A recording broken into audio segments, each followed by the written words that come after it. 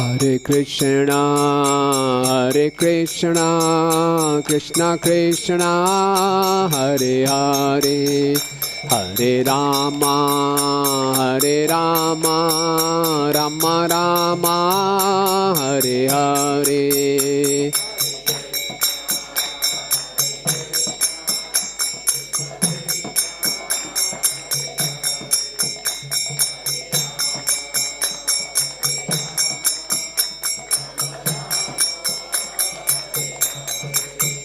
Hare Krishna,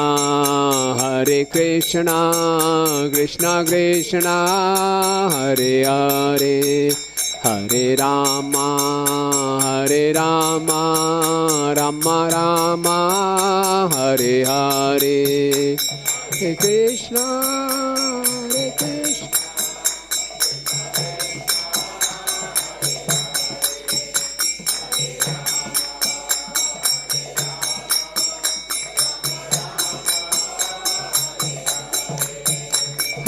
Krishna. Hare Krishna, Krishna Krishna, Hare Hare, Hare Rama, Rama Rama, Hare Hare.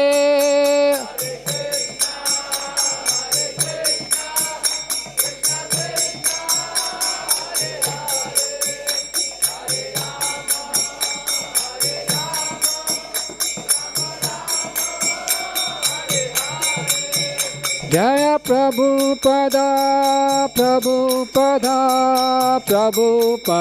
Srila Prabhupada.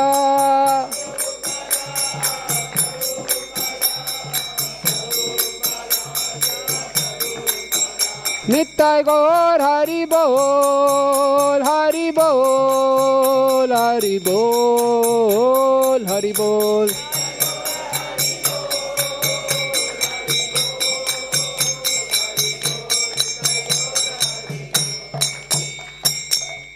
Jai Vishnupad Paramhans Pujikacharya Stotroshta Shri Srimad His Divine Grace A.C. Bhaktivedanta Swami Srila Prabhupada ki ISKCON founder Acharya Jagat Guru saved the whole world A.C. Bhaktivedanta Swami Srila Prabhupada ki Jai Vishnupad Paramhans Pujikacharya Stotroshta Shri Srimad His Divine Grace Srila Bhakti Siddhanta Saraswati Thakur Maharaj Prabhupada ki Anant Koti Vaishnav Vrind ki Namacharya Srila Haridas Thakur ki प्रेम से कहो श्री कृष्ण चैतन्य प्रभु नित्यानंद श्री अद्वैत गदाधर शिवासादि गौर भक्त वृंद की श्री श्री राधा माधव जी की श्री श्री गौर निताय की पंच तत्व की प्रहलाद नरसिंह देव भगवान की शालिग्राम शिला जी की वृंद देवी तुलसी महारानी की ग्रंथराज श्रीमद् भागवतम की श्रील प्रभुपाद भगवद गीता मैराथन की निताय गौर प्रेमानंदे.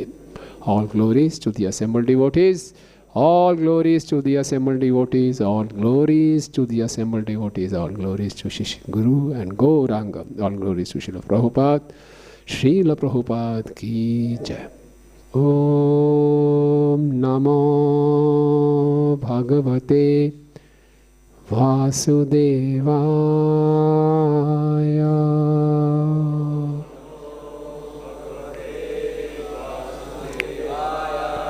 Om Namo Bhagavate Vasudevaya.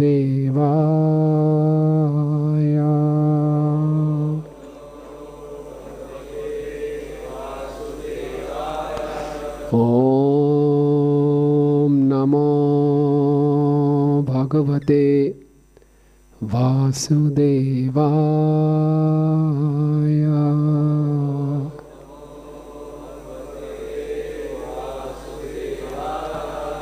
Narayanam namaskrityam naram chaiva narottamam devim saraswatim vyasam tato jayam udirayet nashta prayeshu abhadreshu nityam bhagavad sevaya bhagavati uttam shloke bhaktir bhavati naishtikim krishnaya vasudevaya devaki nandanaya cha Nanda Gopa Kumaraya Govindaya Namo Namaha.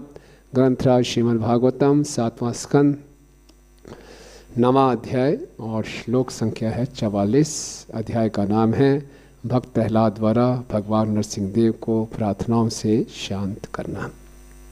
श्लोक संख्या 44। प्रायेण देव मुनया स्वविमुक्ति कामा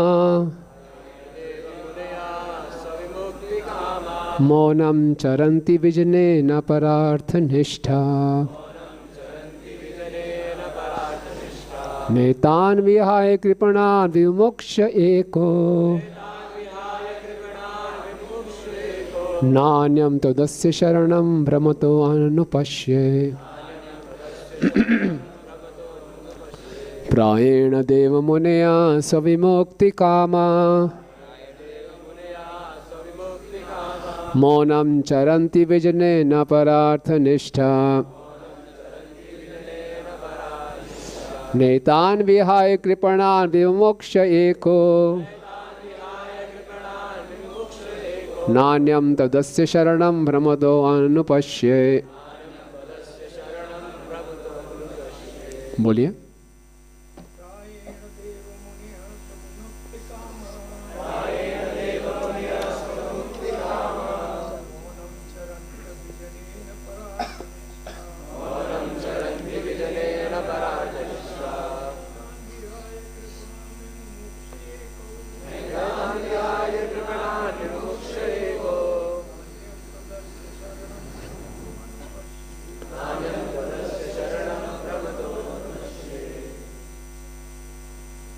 बोलिए।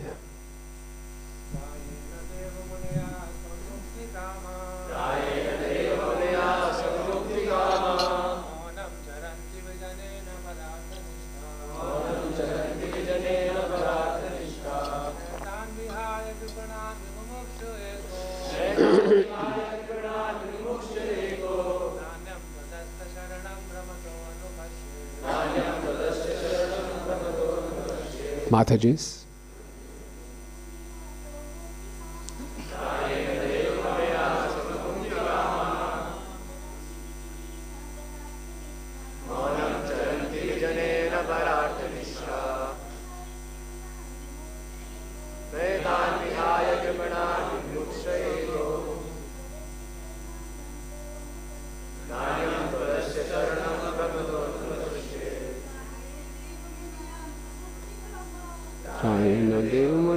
विमुक्ति कामा मौनम चरन्ति विजने न परार्थ निष्ठा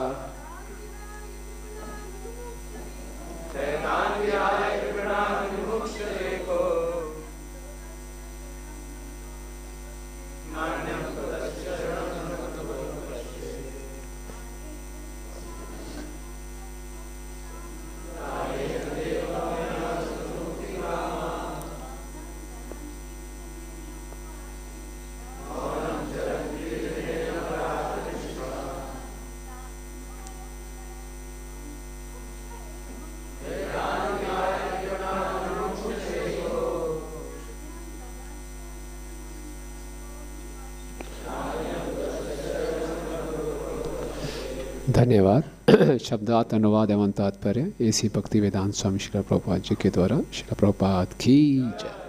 प्रायेण प्राय सभी विषयों में समानतया देव हे ईश्वर मुनयः बड़े बड़े संत पुरुष स्व निजी विमुक्ति कामा इस भौतिक जगत से मुक्ति के इच्छुक मौनम मूक भाव से चरंती विचरण करते हैं हिमालय के जंगल में, जहाँ भौतिकवादियों के क्रियाकलापों से कोई संपर्क नहीं होता। विजने एकांत स्थान में ना नहीं परर्थ निष्ठा कृष्णा भानुरत आंदोलन का लाभ पहुंचाने हेतु अन्यों के लिए काम करने में रुचि रखने वाला।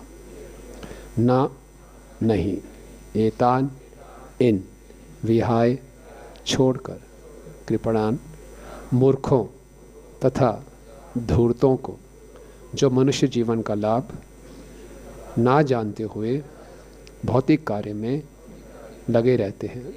विमुक्षे मैं मुक्त होना और भगवत धाम लौट जाना चाहता हूँ, एक अकेला, ना नहीं अन्यम दूसरा, त्वत् आपके लिए ही, अस्य इसकी, शरणम शरण, भ्रमता ब्रह्मांड भर में घूमने और भटकने वाले जीव की, अनुपश्य मैं देखूं। हे भगवान नरसिंह देव, मैं तो देख रहा हूँ कि संत पुरुष तो अनेक हैं, किंतु वे अपने स्वयं के मोक्ष में ही रुचि रखते हैं। वे बड़े बड़े नगरों एवं कस्बों की चिंता ना करते हुए मौन व्रत धारण करके ध्यान करने हेतु हिमालय या वन में चले जाते हैं। वे दूसरों की मुक्ति में रुचि नहीं रखते, किंतु जहाँ तक मेरी बात है, मैं इन बेचारों मूर्खों तथा धूर्तों को छोड़कर अकेले अपनी मुक्ति नहीं चाहता। मैं जानता हूँ कि कृष्ण भावनामृत के बिना और आपके चरण कमलों की शरण ग्रहण किए बिना कोई सुखी नहीं रह सकता।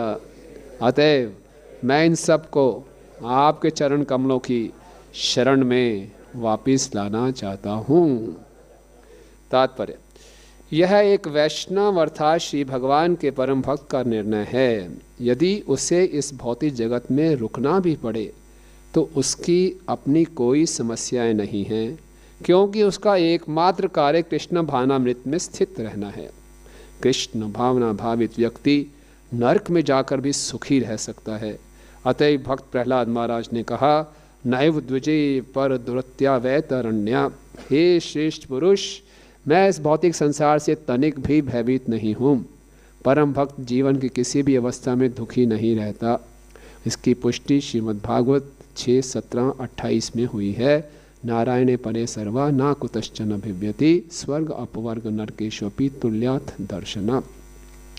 जो भक्त अनन्य भाव से पूर्ण पुरुषोत्तम भगवान नारायण की भक्ति में लीन रहते हैं, वे जीवन की किसी भी अवस्था में कभी भयभीत नहीं होते। इनके लिए स्वर्ग मोक्ष तथा नरक एक से ही हैं, क्योंकि ऐसे भक्त श्री भगवान की सेवा में ही लगे रहना चाहते हैं। भक्त हेतु स्वर्ग या नरक में रहना एक जैसा है, क्योंकि भक्त ना तो स्वर्ग में रहता है न नरक में, अपितु वह आध्यात्मिक जगत में भगवान श्री कृष्ण के साथ रहता है। भक्त की सफलता का मर्म कर्मियों तथा ज्ञानियों को ज्ञात नहीं हो पाता। अतएव कर्मी जन भौतिक जोड़ तोड़ द्वारा सुखी बनना चाहते हैं और ज्ञानी जन परमेश्वर के साथ तदाकार होकर सुखी बनना चाहते हैं, किंतु भक्त की ऐसी कोई रुचि नहीं होती। वह हिमालय या जंगल में जाके तथाकथित ध्यान में रुचि नहीं रखता, प्रत्युत वह संसार के सबसे व्यस्त भाग में रुचि दिखाता है, जहाँ वह लोगों को कृष्ण भावनामृत की शिक्षा देता है। कृष्ण भावनामृत आंदोलन का शुभारंभ इसी उद्देश्य से किया गया था। हम किसी को एकांत स्थान में ध्यान करने की शिक्षा नहीं देते, जिससे वह यह दिखा सके कि वह प्रगत हो चुका है और वह अपनी तथाकथित दिव्य ध्यान के बारे में गर्व का अनुभव कर सके, भले ही वह सभी प्रकार के अल्पज्ञतापूर्ण भौतिक कार्यों में व्यस्त क्यों न रहता हो। भक्त प्रहलाद महाराज जैसे वैष्णव कभी भी आध्यात्मिक प्रगति में झांसा देने के पक्ष में नहीं होता, प्रत्युत वह लोगों में कृष्णा भावना जागृत करने में रुचि रखता है, क्योंकि वही एकमात्र साधन है जिससे वे सुखी बन सकते हैं। भक्त प्रहलाद महाराज स्पष्ट कहते हैं, नान्यम तो दस्य शरणम भ्रमतो अनुपश्य।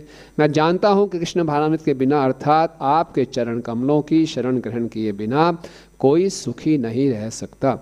मनुष्य जीवन जन्मांतर इस ब्रह्मांड में भटकता रहता है, किंतु किसी भक्त श्री चैतन्य महाप्रभु के दास की कृपा से उसे कृष्ण भावनामृत का पता चल सकता है, और तब वह न केवल इस जगत में सुखी बन सकता है, अपितु भगवत धाम को वापस भी जा सकता है। जीवन का यही वास्तविक लक्ष्य है। कृष्ण भावनामृत आंदोलन के सदस्य हिमालय या वन में जाकर तथाकथित ध्यान करने में रुचि नहीं रखते, जहां मनुष्य ध्यान का प्रदर्शन मात्र कर सकता है। ना ही वे शहरों में योग तथा ध्यान के अनेक स्कूल खोलने में रुचि रखते हैं, अपितु प्रत्येक सदस्य द्वार द्वार जाकर लोगों को श्रीमद् भगवत की शिक्षाओं और अथवा भगवान चैतन्य की शिक्षाओं के विषय में आश्वस्त करने के प्रयास में रुचि रखता है। हरे कृष्णा आंदोलन का यही प्रयोजन है। कृष्ण भावनामृत आंदोलन के सदस्यों को पूरा विश्वास होना चाहिए कि भगवान श्री कृष्ण के बिना कोई सुखी नहीं हो सकता। इस प्रकार कृष्ण भावनामृत व्यक्ति सभी प्रकार के छद्य अध्यात्मवादियों, चिंतकों एक ईश्वरवादियों, दार्शनिकों तथा परोपकारियों से दूर रहता है। ओम अज्ञानतिमिरन्धस्य ज्ञानञ्जनशलाकया चक्षुरुन्मिलितं येन तस्मै श्रीगुरुवे नमः। श्रीचैतन्यमनोभीष्टं स्थापितं येन भूतले स्वयं रूपा कदा मह्यं ददाति स्वपदान्तिकं।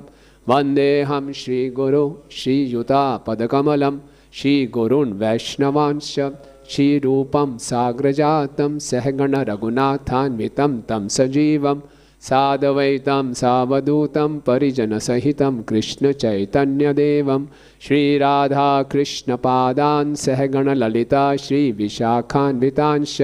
हे कृष्णा करुणा सिन्धु दीनबन्धु जगत्पते गोपेश गोपिकान्त राधाकान्त नमस्तुते। तप्त कांचन गौरांगी राधे वृंदावनेश्वरी वृषभानुसुते देवी प्रणमामि हरिप्रिये। वाञ्छाकल्पतरुभ्यश्च कृपा सिन्धुभ्येव च पतितानां पावनेभ्यो वैष्णवेभ्यो नमो नमः। जय श्री कृष्ण चैतन्य प्रभु नित्यानंद श्री अद्वैत गदाधर शिवासादि गौर भक्त वृंद। हरे कृष्णा कृष्णा कृष्णा हरे हरे, हरे राम राम राम हरे हरे। नमो विष्णुपादाय कृष्ण पृष्ठाय भूतले श्रीमते भक्ति वेदांत स्वामिनिति नामिने। नमस्ते सारस्वते देवे गौरवाणी प्रचारिणे निर्विशेष शून्यवादी पाश्चात्य देश तारिणे।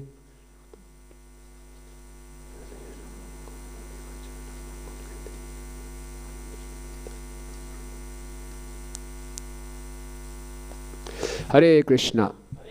आप सब भक्तों का हार्दिक स्वागत है। तो बहुत ही सुंदर प्रार्थना प्रहलाद महाराज की और श्रील प्रभुपाद जी का बहुत ही पावरफुल पर्पट, सबको हिला देने वाला। और ये है कि भगवान नरसिंहदेव प्रकट होते हैं, हिरण्यकश्यप का वध करते हैं और बहुत क्रोध में हैं। क्यों क्रोध में है? कि मेरे भक्त पे इतना अत्याचार हुआ। और सभी देवतागण उनको शांत करने का प्रयास करते हैं, भगवान शांत नहीं होते। और फिर ब्रह्मा जी प्रहलाद महाराज को आगे भेजते हैं कि आपके कारण ही भगवान प्रकट हुए हैं, आप भी शांत कीजिए। लक्ष्मी जी भी डर के वापस आ जाती हैं। फिर प्रहलाद महाराज बहुत सुंदर प्रार्थनाएं गाते हैं। जो शुद्ध भक्त की प्रार्थनाएं होती हैं वो भी इतनी शिक्षाप्रद होती हैं, है ना। उनके हृदय का उद्गार, प्रार्थना क्या है? हृदय का उद्गार निकल रहा है, लेकिन उसमें भी हमें इतनी शिक्षाएं प्राप्त हो जाती हैं। तो यहाँ पे क्या बता रहे हैं? नरसिंह भगवान प्रहलाद महाराज से बोलते हैं कुछ वर मांगो, कुछ तो लो, मेरा स्वभाव है वर देना। प्रहलाद महाराज बोलते हैं नहीं, वर क्या मांगेंगे, अगर मैं आपसे वर मांगूंगा तो ये तो बिजनेस हो जाएगा, है ना। मैं बिजनेस की बात नहीं है, आप स्वाभाविक मेरे स्वामी हैं, मैं आपका स्वाभाविक दास हूँ। तो आप सोचिए प्रहलाद महाराज 5 वर्ष के हैं और इतने अत्याचार उन्होंने सहे। उनको कहाँ कहाँ मरवाने का प्रयास नहीं किया गया। पहाड़ों के ऊपर से फेंका गया, उबलते हुए घी में डाला गया, हाथी के पैर के नीचे कुचलाया गया, बड़े बड़े अस्त्र शस्त्रों से उन पर आक्रमण हुआ। इतने सारे दुखों के बाद भगवान सामने प्रकट हो जाएं, चलो प्रहलाद भगवत धाम चलो, जय हो, चलो, यही रिस्पांस होगा। इतने सारी यातनाओं के बाद एक रिलीफ मिल जाए, कैसा लगता है? नहीं, हम निर्जला एकादशी रखते हैं 5:24 हुए, नींबू पानी में हा, कितना शांति मिलती है। उसी ढंग से इतना हमें कष्टों के बाद कोई मिले, भगवान प्रकट हो गए, चलो प्रहलाद, पूरा हक बनता है आपका, चलिए। यस, नहीं बोले नहीं, मैं नहीं अभी जाऊंगा। क्या बोल रहे हैं? प्रायेण देव मुन्या सो विमुक्ति काम। जो मुनिगण हैं, बड़े बड़े संतपुरुष हैं, प्रायेण अधिकांशता वो किसमें रुचि रखते हैं? स्व विमुक्ति कामा, अपने मोक्ष में रुचि रखते हैं, बस। ओके। और फिर वो क्या करते हैं? मौनम चरंती विजने न परार्थ निष्ठा। मौन व्रत रखेंगे, किसी से बातचीत नहीं करना, कर्म नहीं करना, कर्म बंधन में फंस जाऊंगा, जो जंगल में जाके बैठ जाऊंगा। ना परार्थ निष्ठा, दूसरों का उद्धार हो, इसमें कोई निष्ठा नहीं है, इसमें कोई इंटरेस्ट नहीं है। बाकी गए भाड़ में, जो जा करे करे, मैं बस अपना मुक्त हो जाऊं। नेतान विहाय कृपणान विमुक्ष एको। ऐसे कृपण लोगों को, कंजूस लोगों को जो खुद मुक्ति चाहते हैं, और ऐसे दूसरे कृपण लोग जो भौतिक भोगों में लिप्त हैं, इनको छोड़कर मैं अकेले मुक्त नहीं होना चाहता। नहीं नहीं, नहीं। क्या भाव है देखिए।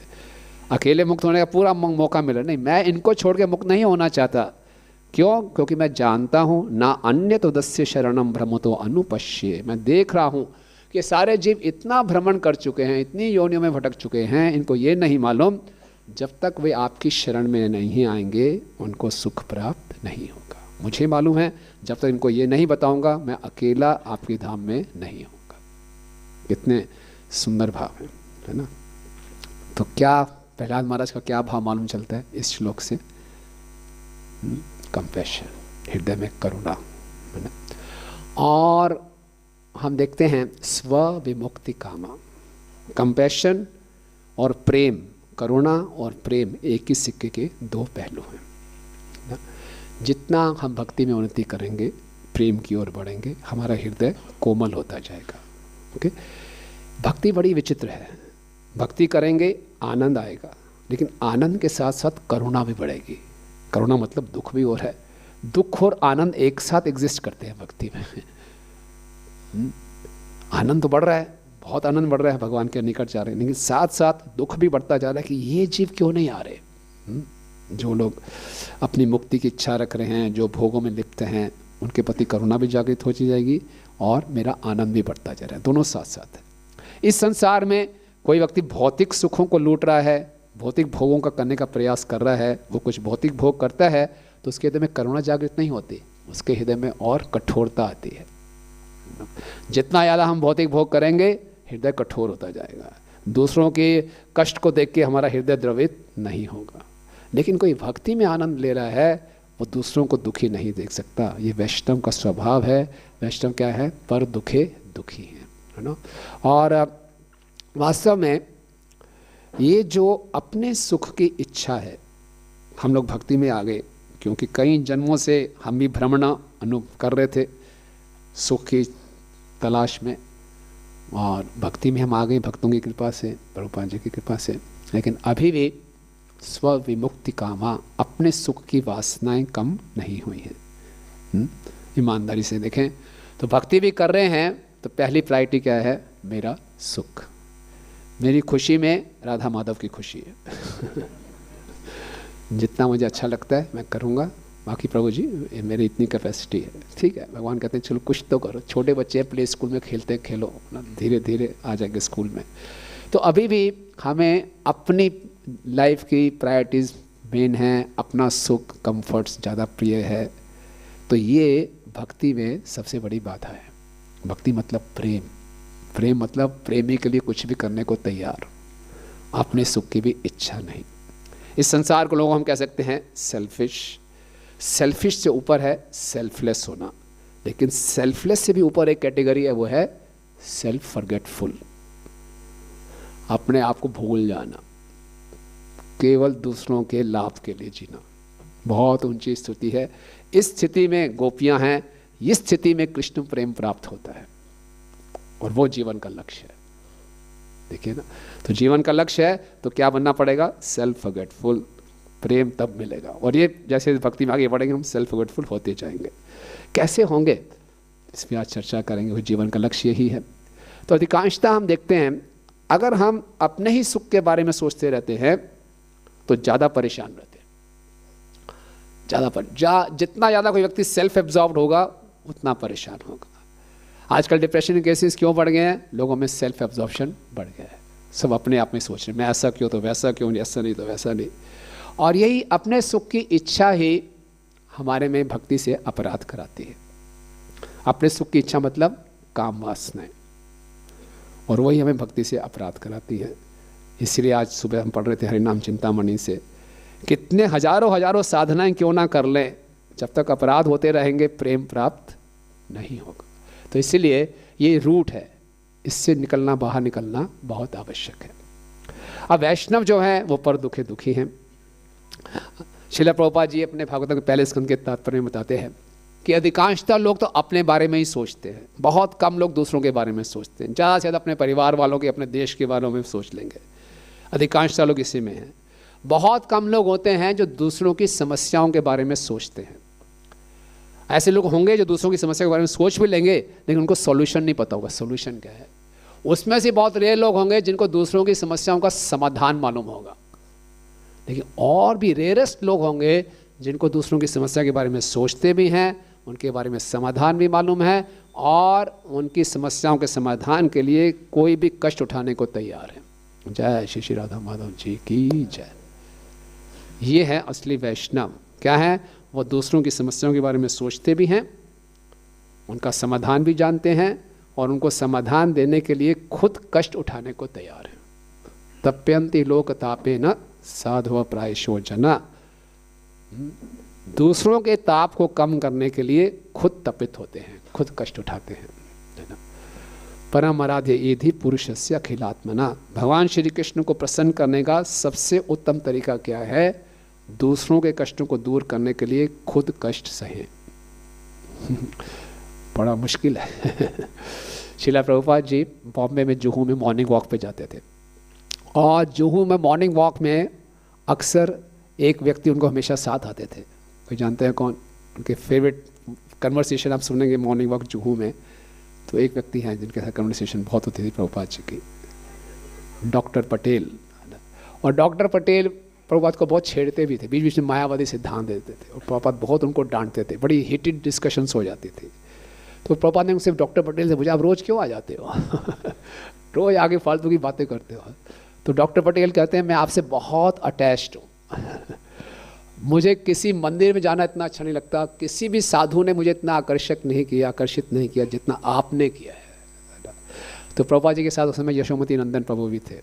वो बड़े खुश हुए, बोले यस प्रभुपाद इज रियल साधु, है ना।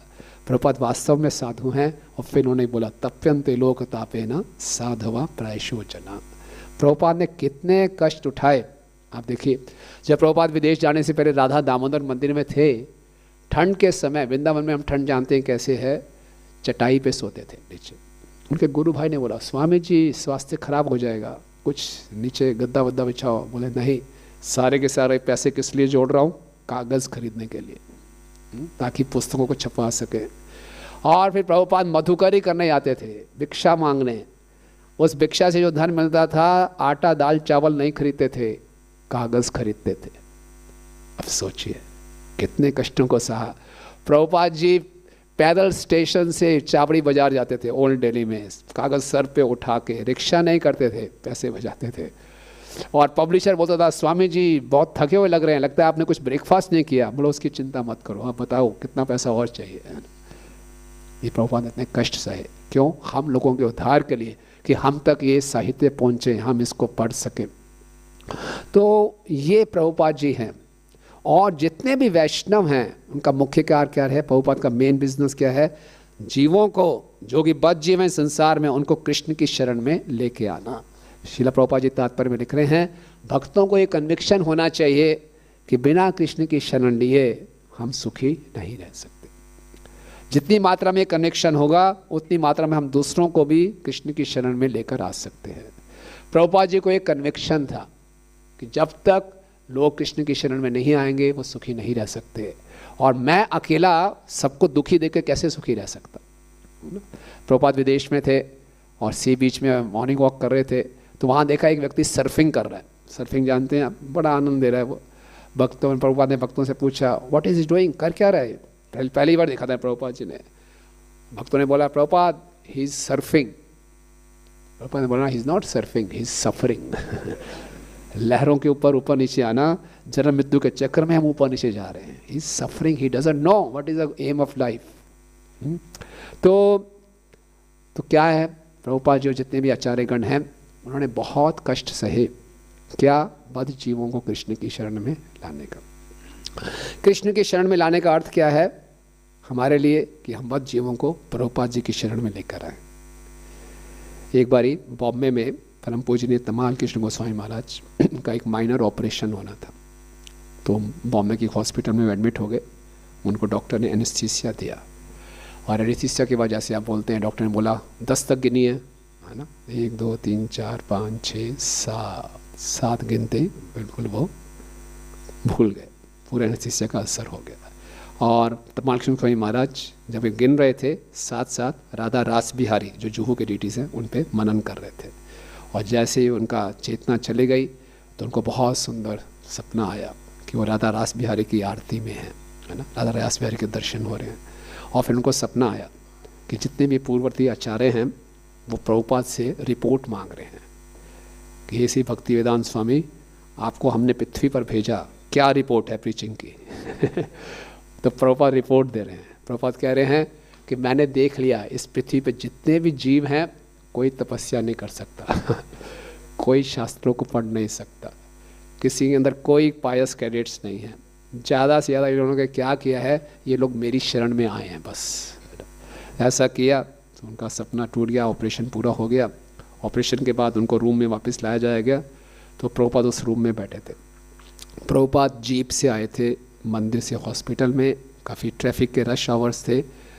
प्रभुपाद इसलिए आ रहे थे कि यहाँ ऑपरेशन मत कराओ, अमेरिका में ऑपरेशन कराएंगे, लेकिन तब तक ऑपरेशन हो चुका था। तो तमाल कृष्ण गोस्वामी महाराज ने कहा, प्रभुपाद मुझे एक सपना आया। प्रभुपाद ने बोला कौन सा सपना? तो पूरा सपना सुनाया और प्रभुपाद ने बड़े ध्यान से सुना। और ध्यान से सुनने के बाद प्रभुपाद ने कहा बिल्कुल यही बात है कि ज़्यादा से ज़्यादा लोग क्या कर सकते हैं, मेरी शरण में आ सकते हैं। तो अगर हम प्रभुपाद जी की शरण को भी स्वीकार कर लेंगे तो हमारा जीवन सफल हो जाएगा। श्रील प्रभुपाद की जय। तो ये बहुत विशेष बात है। और हम देखेंगे प्रभुपाद ने ऐसा क्यों कर रहे हैं। प्रभुपाद ने खुद अपने गुरु की शरण ग्रहण की। और जितने भी हमारे आचार्य हैं, भक्ति सिद्धांत सरस्वती ठाकुर महाराज, भक्ति विनोद ठाकुर, और इससे पहले हमारे जो first book distribution party 6 Goswami, सब ने बहुत कष्टों को सहा। भक्ति विनोद ठाकुर जी 11 साल तक संघर्ष करते रहे, उनको चैतन्य चरितामृत की कॉपी नहीं मिली थी पढ़ने को। भक्ति सिद्धांत सरस्वती ठाकुर और भक्ति विनोद ठाकुर ने इतनी अप संप्रदायों को जड़ से उखाड़ा। आज हमें इतने सुंदर तरीके से फिलॉसफी सिद्धांत मालूम है। भक्ति विनोद ठाकुर से पहले 13 अप संप्रदाय थी और गौड़िया वैष्णव को सेक्स रिलीजन के नाम से जाना जाता था। इतनी तरह तरह की गलत भ्रांतियाँ थी। तो उनकी कृपा से हमें यथारूप सब कुछ प्राप्त हो रहा है। तो हम अपनी कृतज्ञता कैसे प्रकट कर सकते हैं इन पूर्ववर्ती आचार्यों के प्रति। भागवतम के 4 स्कंद में पृथु महाराज बताते हैं कि कोई ये सोचे कि अपने गुरु के एहसान को उतार सकता है, वापस कर सकता है, उसको जोकर कहा गया है। विनोद पात्रम, ही इज़ अ जोकर, कि मैं गुरु ने मुझ पर जो कृपा की है मैं वापस कुछ कर सकता हूँ। नहीं, प्रभुपाद से उनके शिष्य ने पूछा, प्रभुपाद जी आपने हमारे लिए इतने कष्ट सहे, हाउ कैन वी पे यू बैक, हम कैसे आपको कुछ वापस दे सकते हैं।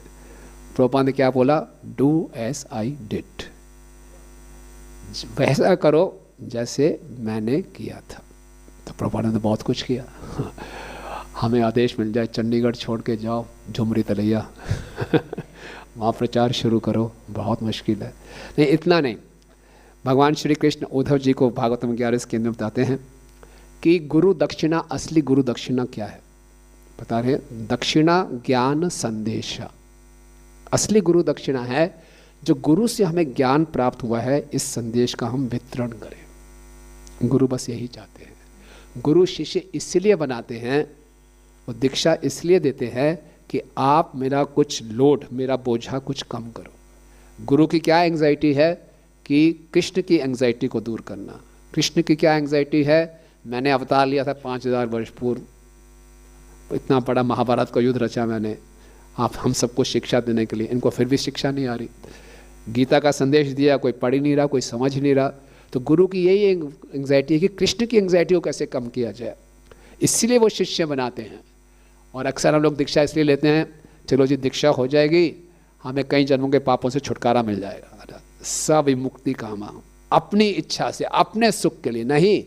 दीक्षा लेने का मुख्य उद्देश्य ये है गुरु की सेवा, गुरु परंपरा की सेवा, उनकी चिंताओं को कम करना और कृष्ण के प्रिय बनना, ये मुख्य उद्देश्य है, ये असली दक्षिणा है। तो ये हमारा फैमिली बिजनेस है ना। प्रभुपा जी के एक शिष्य हैं वैशाशिका प्रभु, वो 16 वर्ष की आयु में मूवमेंट में आ गए थे और पिछले 50 वर्षों से प्रतिदिन पुस्तक वितरण करते हैं, है ना। और वो दीक्षा भी देते हैं और इस्कॉन सिलिकॉन वैली को लीड करते हैं। उन्होंने बहुत सुंदर पुस्तक लिखी है, फैमिली बिजनेस। आप में से कितने लोगों के पास ये पुस्तक है, फैमिली बिजनेस? नहीं है? अच्छा, लेनी चाहिए यहाँ पे, उसको ज़रूर पढ़िए। केवल बुक डिस्ट्रीब्यूशन के लिए नहीं, पूरे भक्ति कैसे करनी है, बहुत उनके सुंदर साक्षात्कार हैं, उसको जरूर पढ़िए। तो हमारा फैमिली बिजनेस है। और प्रभुपाद जी ने कहा मैंने एक ऐसा परिवार बनाया है जिसमें पूरा विश्व समा सकता है। हम सब प्रभुपाद की फैमिली में हैं कि नहीं? कितने लोग मानते हैं हम प्रभुपाद की फैमिली में हैं? अरे वो तो अगर प्रभुपाद की फैमिली में हैं तो प्रभुपाद का फैमिली बिजनेस लेना पड़ेगा। बिना फैमिली बिजनेस के हम फैमिली में नहीं एंटर कर सकते ना?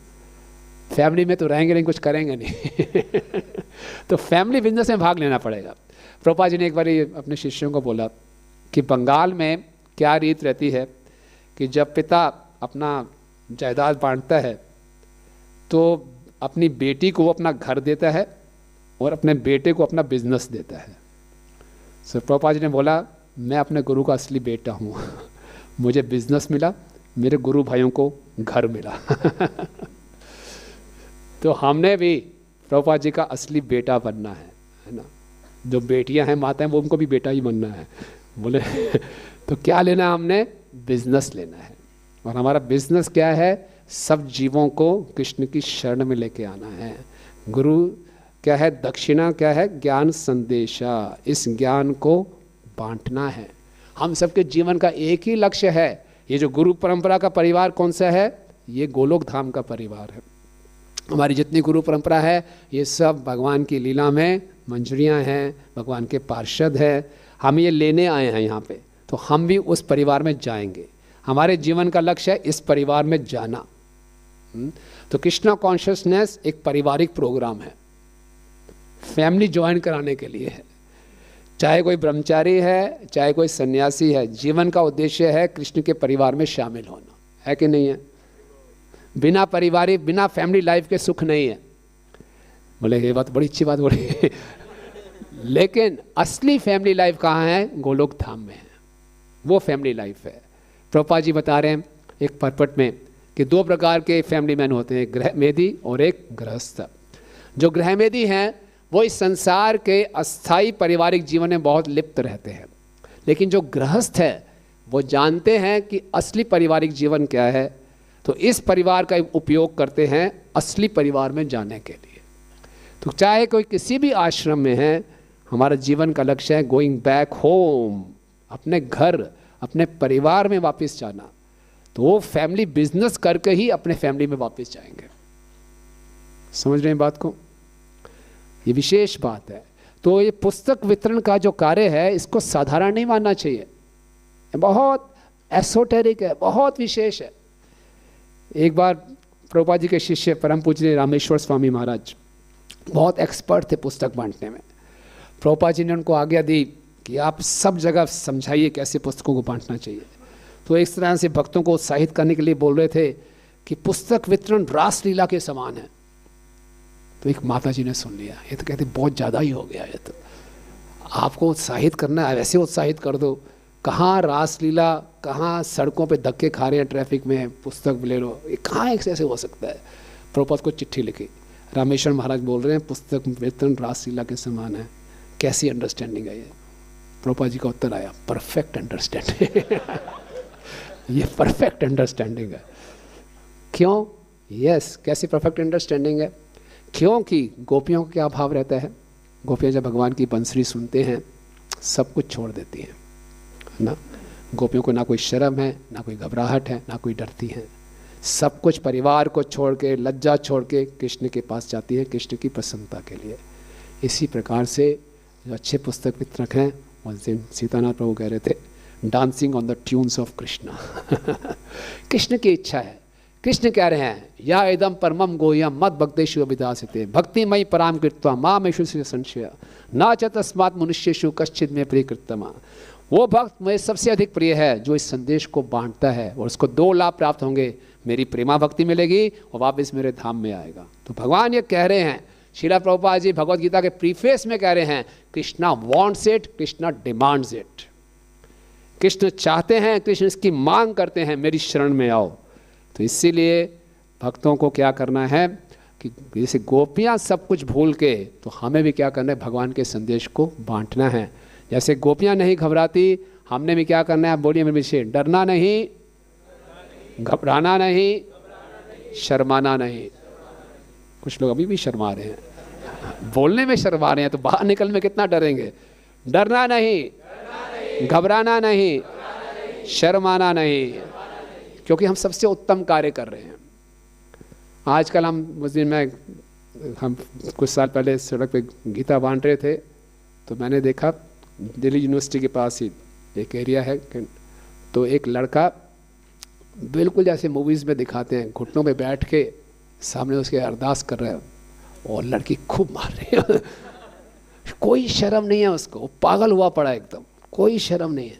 दो जोर से लड़ाई करे, उसको थप्पड़ मार रही हो, ऐसे रो रहा है बेचारा, कोई शर्म नहीं है, कोई घबराहट नहीं है, कोई डर नहीं है। और हम इतना अच्छा काम कर रहे हैं, ज़्यादा से लोग क्या करेंगे, थोड़ा कुछ उल्टे सीधे कमेंट्स दे के चले जाएंगे, कोई बात नहीं, हमारा शुद्धिकरण हो रहा है ना, हमारी ईगो खत्म हो रही है। तो इसको, ये गोपियों का भाव है, anything and everything for Krishna. दूसरा गोपियाँ क्या सिखा रही हैं? गोपियाँ सिखा रही हैं taking anxieties for Krishna. Prabhupada से उनके शिष्य ने पूछा, यशोदा मैया में ऐसी क्या खासियत थी कि कृष्ण ने उनको माँ के रूप में चुना? प्रभुपाद ने कहा, because Yashoda purchased anxieties for Krishna. चिंता ली, खरीदी चिंता, इसलिए उनको ये स्तर प्राप्त हुआ।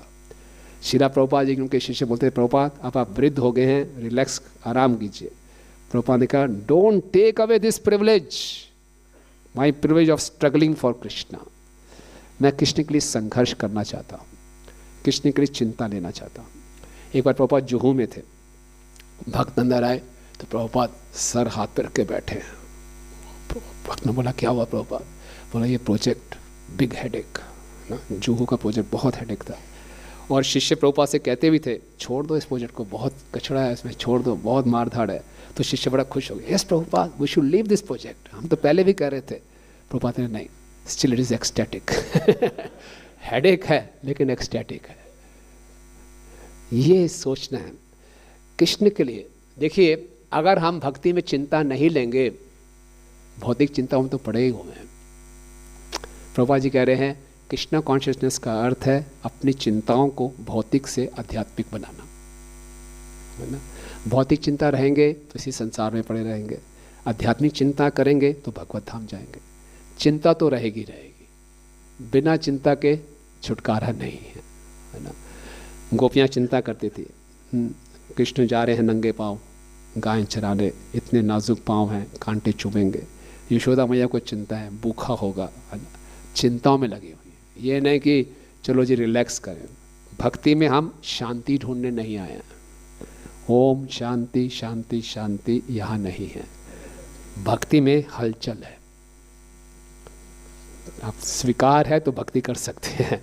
अगर स्वविमुक्ति कामा, अपनी शांति को खोज रहे हैं, तो मिस और मिसिस शांति यहाँ नहीं मिलेगी आपको, यहाँ तोड़फोड़ मिलेगी।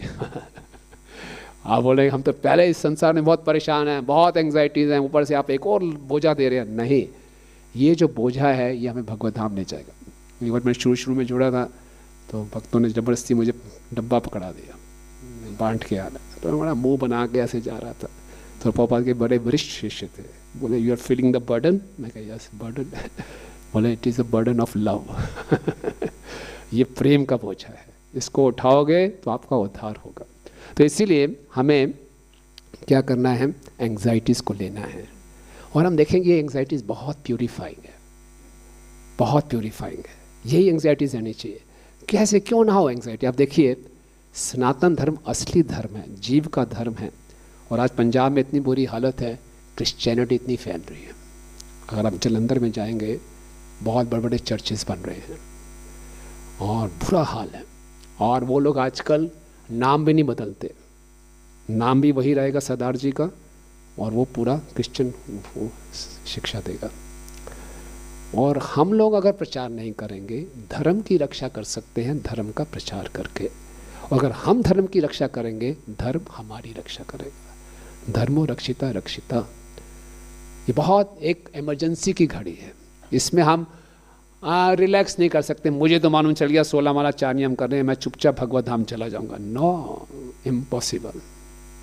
जब तक हृदय कोमल नहीं होगा, करुणा जागृत नहीं होगी, प्रेम और करुणा दोनों साथ साथ चलते हैं, हम अकेले ऐसे नहीं जा सकते। प्रहलाद महाराज यही सिखा रहे हैं ना, विमुक्त एक को, अकेले मुझे नहीं जाना जब तक मैं मूर्खों और धूर्तों को जीवन का लक्ष्य ना बता दूं। तो इसीलिए ये एंग्जाइटीज लेना बहुत अच्छा लक्षण हम देखते हैं वर्तमान में। प्रभुपाद जी ने एंग्जाइटीज ली, प्रभुपाद के शिष्यगण परम पूज्य गोपाल कृष्ण स्वामी महाराज, परम पूज्य राधा गोविंद स्वामी महाराज, परम पूज्य जयपताका स्वामी महाराज, ऐसी भौतिक स्थिति में भी, शारीरिक स्थिति में भी कितनी एंग्जाइटीज ले रहे हैं। उनको अच्छा लग रहा है एंग्जाइटीज लेना। ये अपनेपन की निशानी है, ममत्व की निशानी है, औपचारिकता की नहीं। वी हैव टू ओन, ये मेरा परिवार है। एक कथा है, एक बूढ़ा किसान था, उसके घर में 4 बेटे थे, 4 बहुएं थे, सब बड़े आनंद में सुखी में रहते थे, कोई लड़ाई झगड़ा नहीं था। इस बूढ़े किसान ने सोचा कब तक मैं इनको संभालता रहूँगा, सारे घर का खर्चा वगैरह सब वही चलाता था।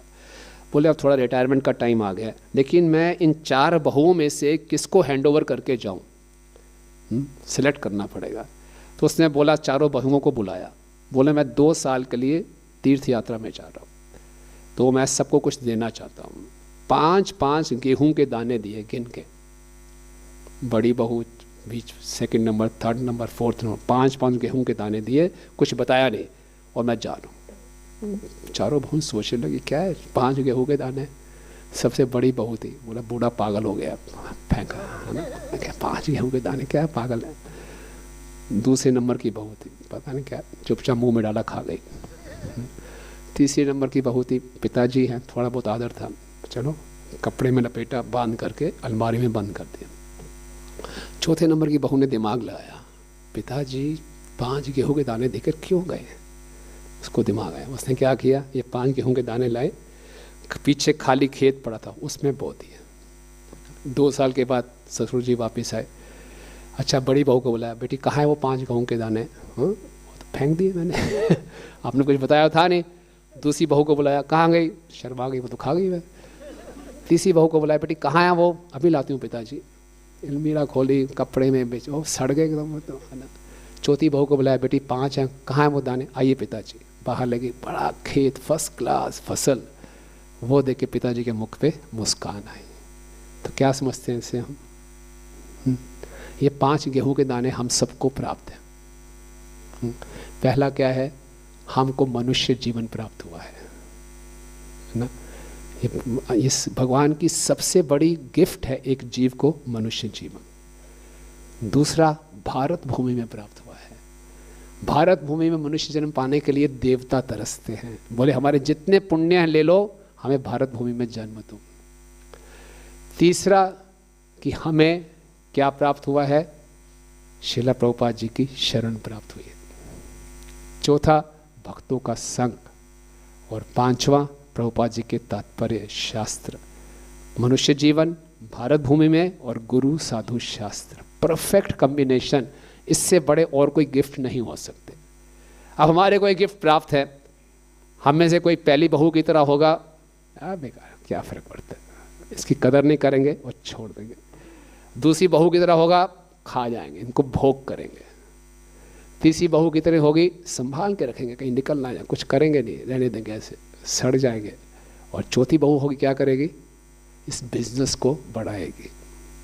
तो कौन सी बहू बनना है हमने, हाँ, उसमें क्या हुआ, पिताजी के मुख पे मुस्कान आई। वास्तव में हम प्रभुपाद जी को प्रसन्न करना चाहते हैं, तो इस फैमिली बिजनेस को आगे बढ़ाना है, मोर द मैरियर।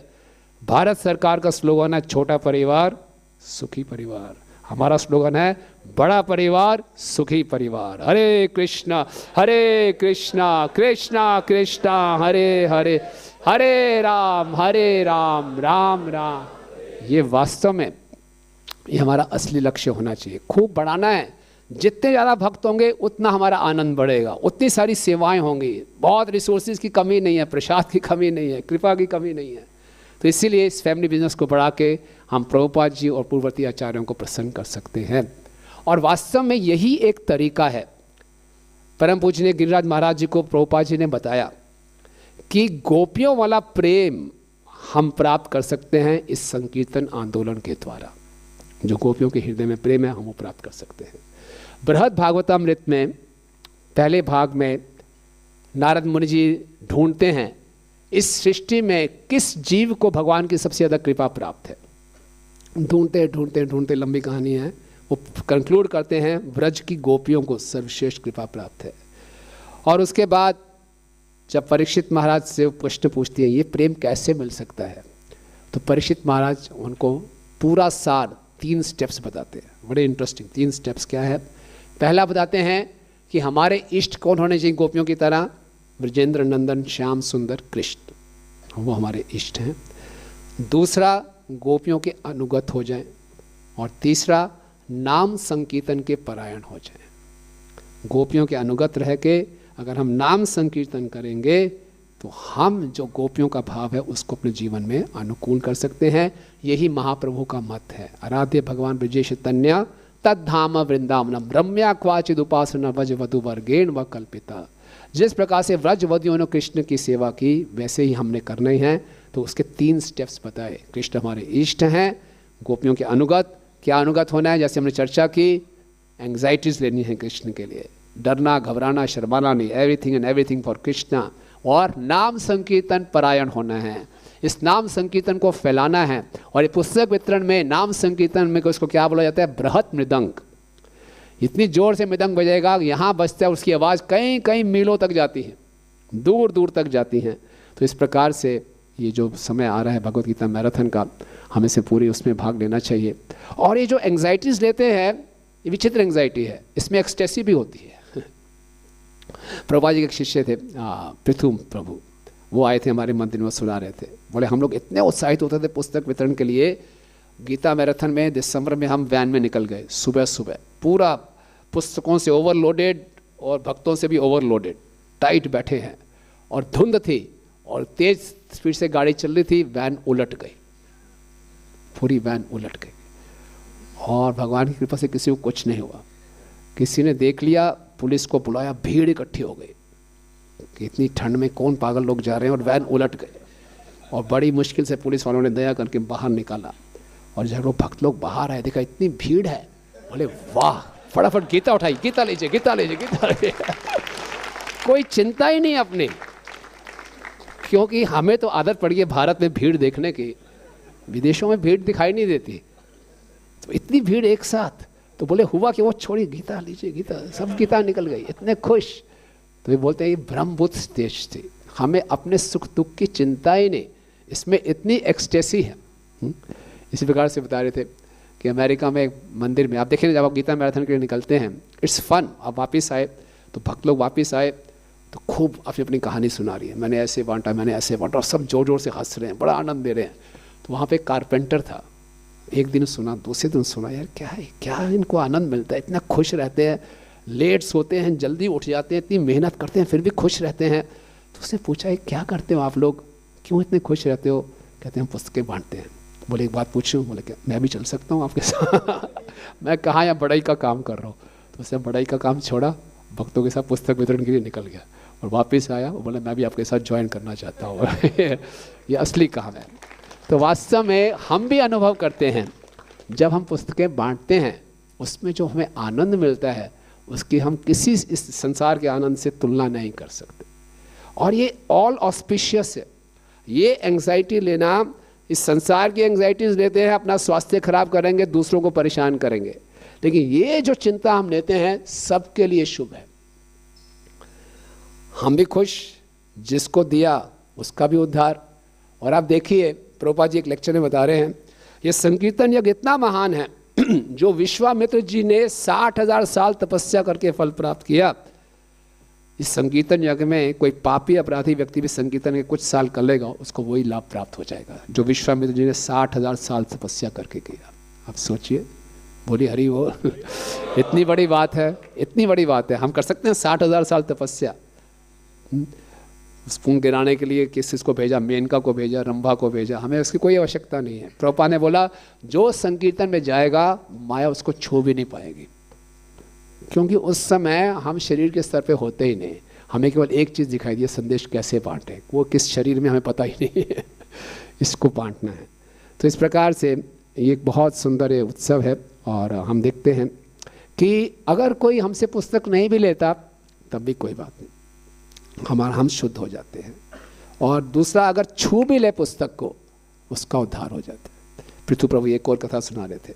बोले एक बारी जर्मनी में मैं था तो मैंने प्रभुपाद से निवेदन किया कि प्रभुपाद जर्मनी के बहुत बड़े फिलोसफर हैं, मैं उनको गीता देना चाहता हूँ। प्रभुपाद बोले ठीक है जाओ।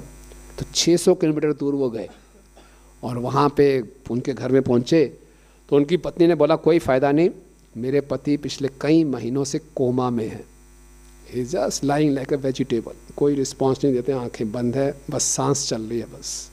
तो बोला ठीक है इतनी दूर आए भाई ट्राई तो करने। तो बोले हाँ जाइए। तो पृथ्वी प्रभु गए, देखा एकदम कोमा में लेटे हुए, कुछ पता ही नहीं, कोई कॉन्शियसनेस नहीं। बोले आया ही हूँ तो क्या करूँ।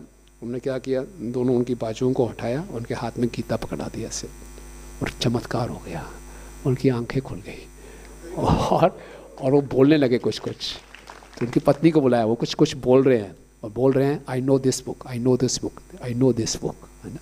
चेतना वापस आ गई और कुछ दिन के बाद उन्होंने शरीर छोड़ दिया। तो ये प्रभुपाद जी की पुस्तकों को छूने की पोटेंसी है। पढ़ने की बात तो दूर की बात है, जीवन में उतारने की अलग बात है। इसलिए अगर हम बाहर जाते हैं और बाहर जाके दूसरे को हाथ में गीता पकड़ा भी देते हैं, उसका आध्यात्मिक जीवन शुरू हो गया।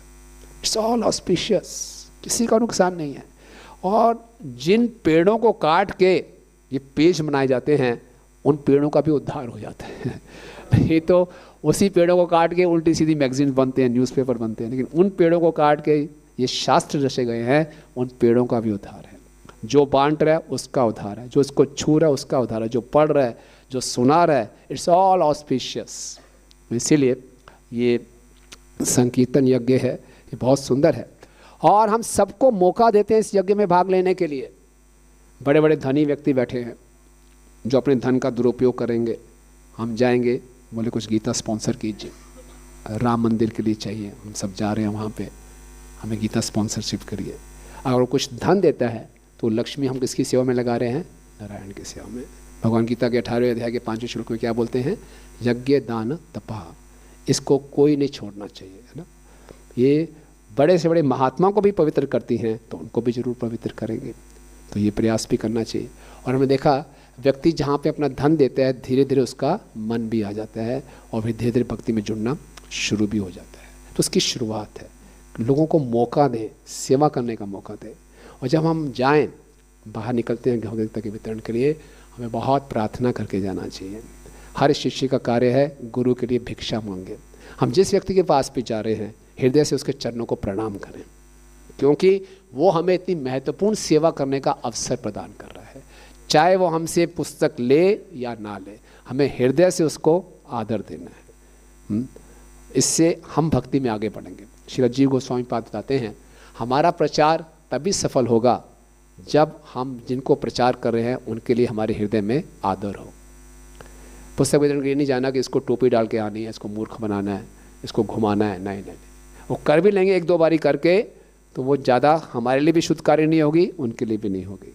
तो क्या पूरे आदर विनम्रता के साथ जाएं और उसको समझाएं। लेकिन प्रभुपाद जी का एक स्टेटमेंट भी लोग कोट करते हैं, बाय हुक और crook distribute a book.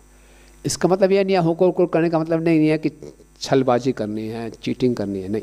By hook और क्रुक का मतलब है समहाउ द अदर, उस व्यक्ति के लिए इस बुक को सूटेबल बनाना है कि ये बुक आपके लिए ही है ना, इसके लिए वो नहीं करना। और हम देखते हैं कि प्रभुपाद बहुत रक्षा करते हैं, है ना। एक प्रभुपाद जी की शिष्या थी पौर्णमासी माता जी, रशिया में वो पुस्तक वितरण करते थे।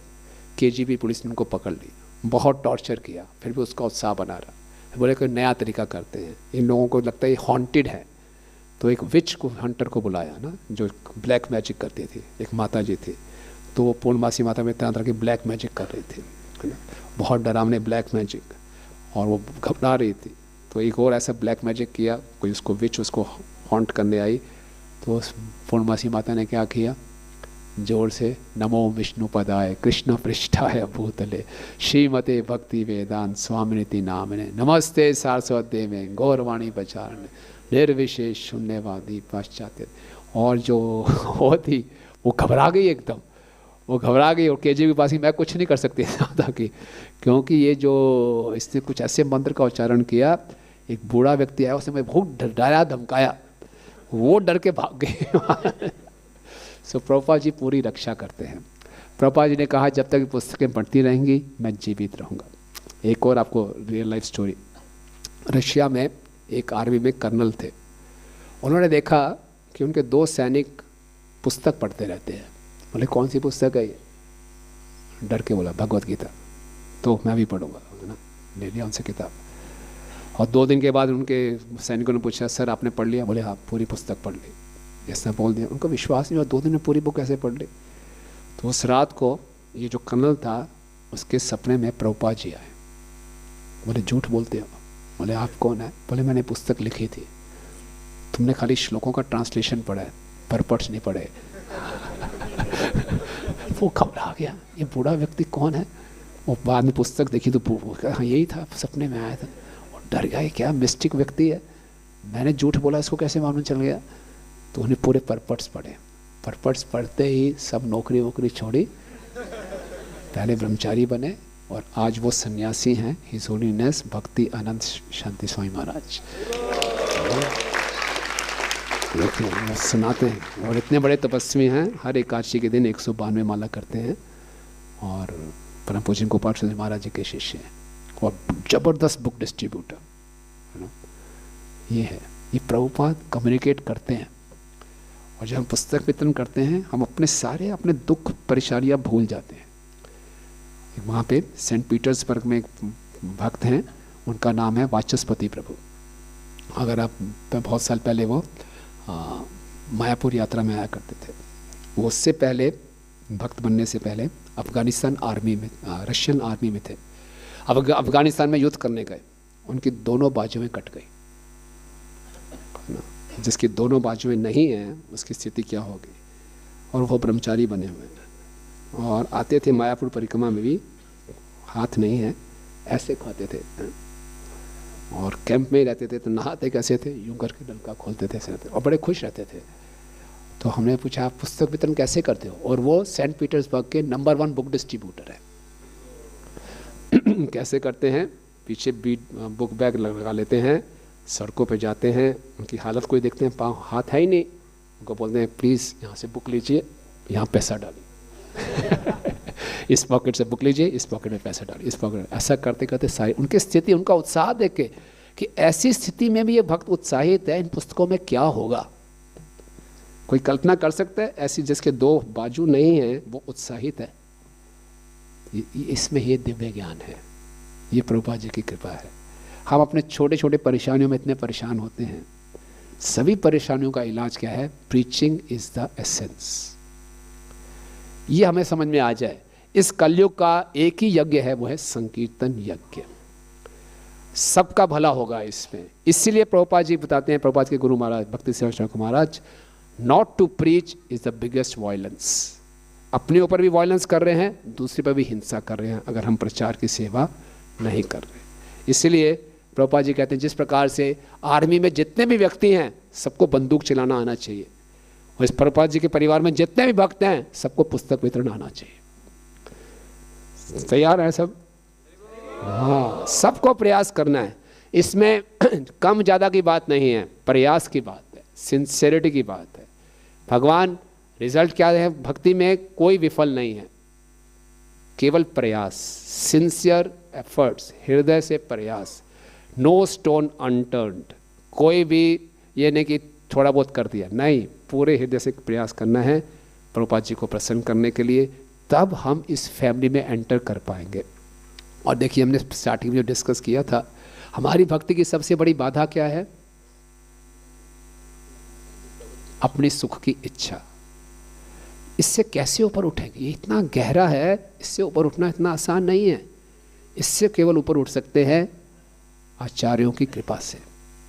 अपने प्रयासों से हम सो जाएं, हम सेल्फलेस हो जाएं, सेल्फ फॉरगेटफुल हो जाएं, इम्पॉसिबल। क्योंकि भोगने की इच्छा इतनी गहरी है। भक्ति में करते करते भी, सेवा करते करते भी अपने सुख का ध्यान रहता है। इससे निकल पाना संभव नहीं है जब तक पूर्ववर्ती आचार्यों की, वर्तमान आचार्यों की कृपा नहीं होगी। उनकी कृपा को कैसे आकर्षित कर सकते हैं? उनके हृदय को प्रसन्न करके, उनके चेहरे पे मुस्कान लाके। तब उनके हृदय से आशीर्वाद निकलेगा, दिव्य ज्ञान, हृदय प्रकाशिता। तब अपने सुख की वासनाओं से हम ऊपर उठेंगे। अन्यथा अपने प्रयासों से, अपनी साधना से, अपने ज्ञान से असंभव।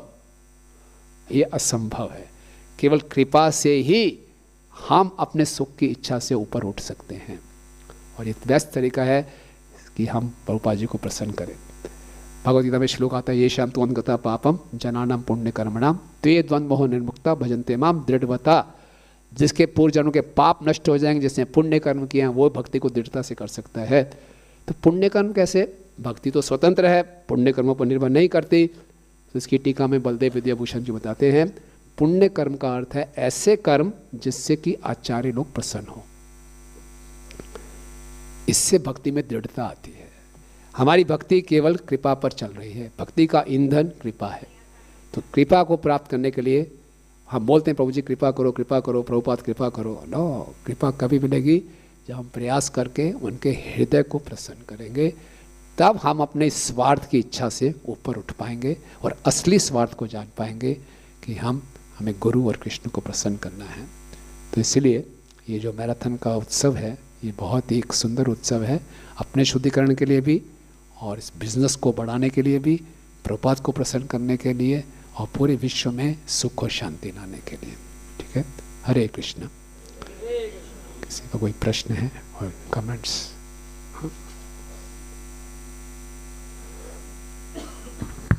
हरे कृष्णा प्रभु। प्रहलाद महाराज से तो बहुत इंस्पिरेशन मिलती है। अभी हम जट भारत का पढ़ रहे थे 5th चैप्टर में ना, 14th चैप्टर।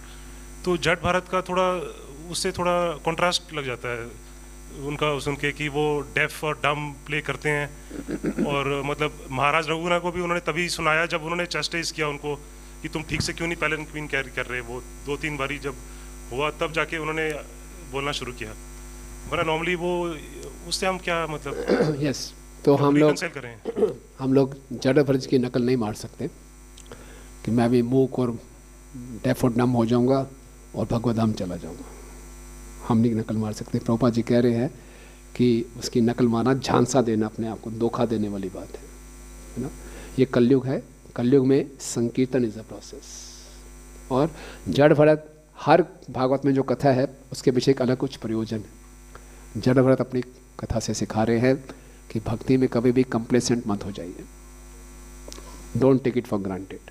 वो भाव की स्टेज पे थे, हिरण से आसक्त हो गए, तो ध्यान रखिए, सावधान रहिए। और सेकेंड बारी जब वो जड़ भरत बने, थर्ड बारी, तो कोई चांस नहीं लेना चाहते थे कि अब कोई चांस नहीं लेना। दूध का जला छाप भी फूक फूक के पी रहा है, तो वो सिखा रहे हैं उससे।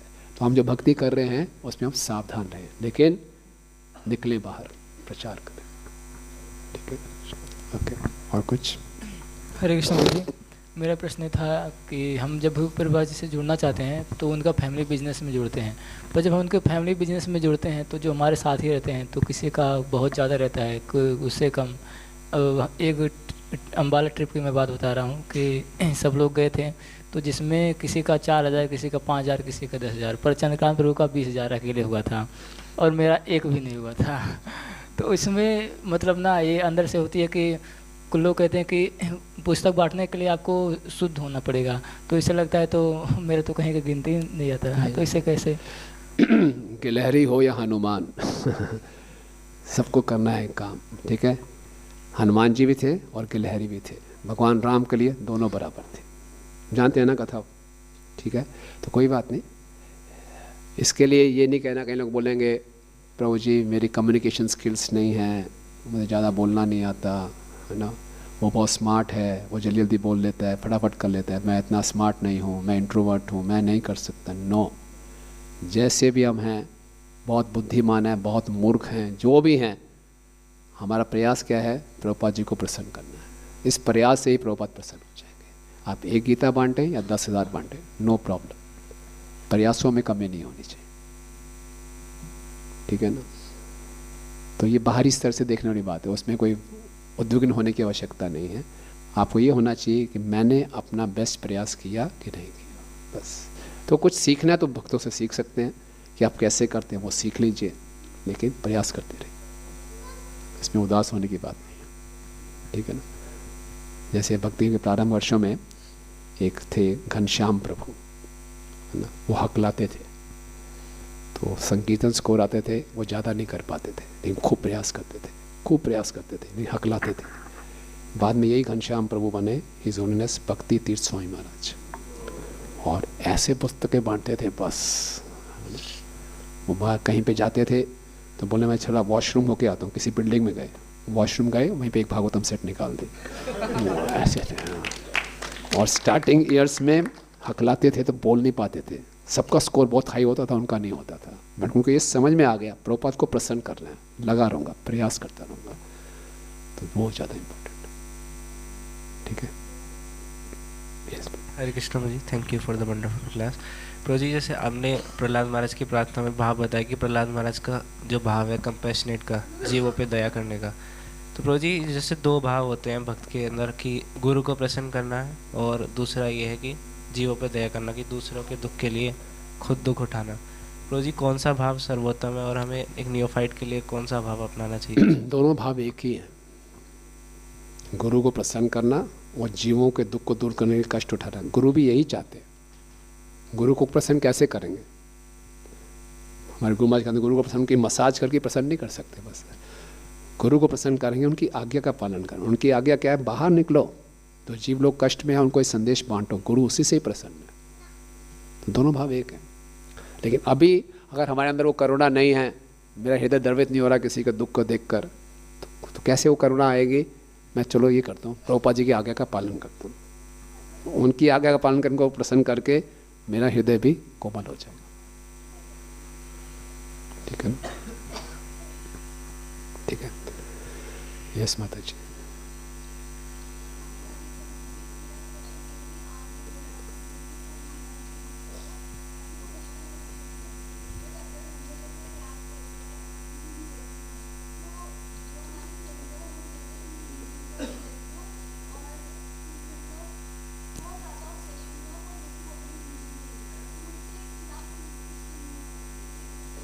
वो आपको बोलते हैं बहुत रिलीजियस हो रहे हो, बहुत पैशनेट हो रहे हो, आप क्यों ऐसा प्रचार कर रहे हो? ठीक है, बोलने दो, बोलो आप ही पैशनेट हो रहे हो कोई दिक्कत नहीं है, उनको बोलने दो, आप प्रयास करिए। बट आपको प्रयास इंटेलिजेंटली करना है, आपको कृष्णा कॉन्शियसनेस को बड़े अच्छे ढंग से पैकेज करके देना है। इस ढंग से पैकेज करना है कि वो स्वीकार कर सके। You should not look very fanatic. तो ये प्रभुपाद इंटेलिजेंस देंगे किस ऑडियंस को कैसे पैकेज करना है। हमारा उद्देश्य किसी को हराना नहीं है, ये याद ध्यान रखिए। प्रचार में जाते हैं, कौन हारा कौन जीता ये महत्वपूर्ण नहीं है, सबकी जीत है।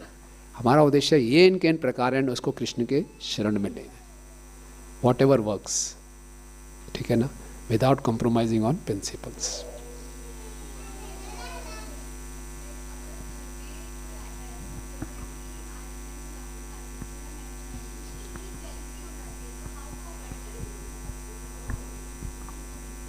भगवान की कोई सेवा करेगा तो जेलसी हो जाती है तो देखिए भगवान की सेवा अनंत है ना?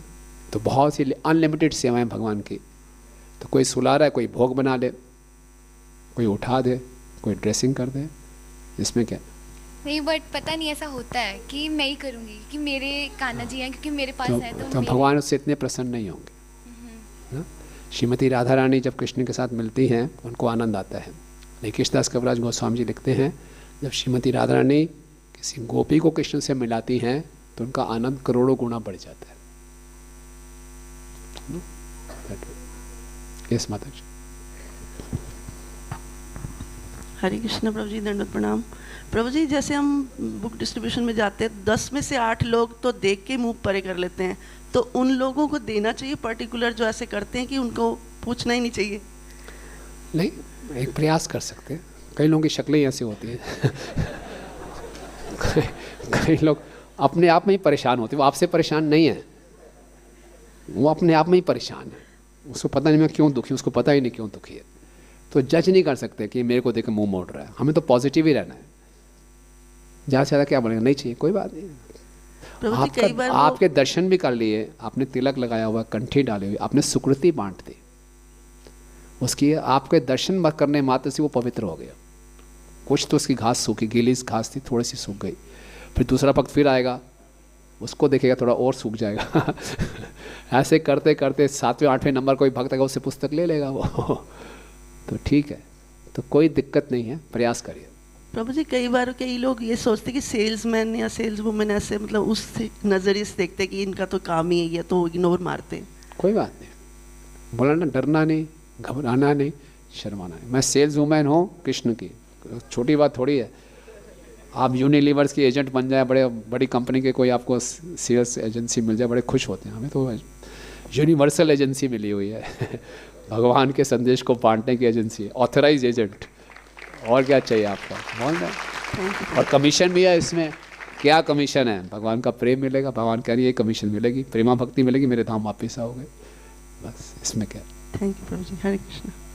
ठीक है, चलिए आप सब भक्तों का बहुत बहुत धन्यवाद। ग्रंथराज श्रीमद् भगवद गीता की, गीता मैराथन की, जगत गुरु श्रील प्रभुपाद की, निताई गौर प्रेमानंदे। हरे कृष्ण प्रभु जी, मैं कुछ बोलना चाहती हूँ। हाँ जी, हाँ जी, हाँ जी सर, पूछिए माता प्रभु जी। गुरु कृपा के लिए कुछ बोलना चाहती हूँ। हाँ, मतलब सारे शिक्षा गुरु और जितने भी जिन्होंने शिक्षा दी उनके लिए मैं दंडवत प्रणाम करती हूँ और अपने गुरु की महिमा मतलब कि कृपा बताती हूँ, मेरे गुरु की कृपा कैसे हुई मेरे ऊपर।